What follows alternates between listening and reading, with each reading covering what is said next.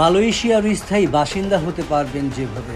এশিয়ায় ভ্রমণকারীদের কাছে অন্যতম জনপ্রিয় গন্তব্য মালয়েশিয়া।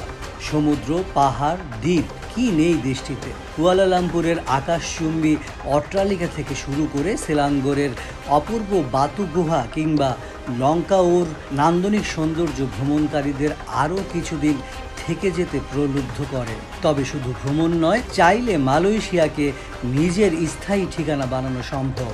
দেশটি এখন স্থায়ী আবাসন পার্মানেন্ট রেসিডেন্সি বা পিআর দিচ্ছে। বিভিন্ন দেশের নাগরিকেরা কিছু শর্তে এই আবেদন করতে পারবেন। মালয়েশিয়ার পিআর কি? মালয়েশিয়ায় কোনো বিদেশি পিআর পেলে তিনি দেশটিতে বসবাস, কাজ এবং পড়াশোনার অনুমতি পাবেন।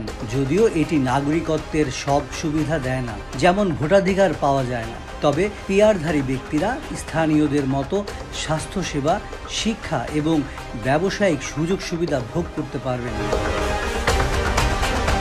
কারা আবেদন করতে পারবেন? মালয়েশিয়ায় পিআর সবাইকে দেওয়া হয় না। এটি খুব যাচাই বাছাই করা প্রক্রিয়ার মাধ্যমে অনুমোদন করা হয়। যেসব শর্তে আবেদন করা যাবে: বৈধ এমপ্লয়মেন্ট পাশে অন্তত 5 বছর মালয়েশিয়ায় কাজ করেছেন এমন দক্ষ পেশাজীবী অথবা দেশটির সরকারি সংস্থার সুপারিশ পেয়েছেন। বিদেশি বিনিয়োগকারী যারা অন্তত 50 লাখ রিঙ্গিত বা প্রায় 20 লাখ মার্কিন ডলার মালয়েশিয়ার কোনো ব্যাংকে 5 বছরের জন্য স্থায়ী আমানত হিসেবে রেখেছেন।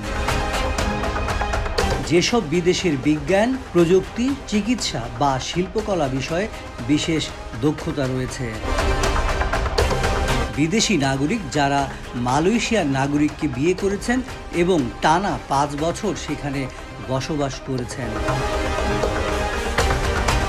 এছাড়া Malaysia my second home MM2H নামে একটি বিশেষ কর্মসূচি আছে, যা সরাসরি পিআর না হলেও দেশটিতে টানা 10 বছর বসবাসের সুযোগ দেয়।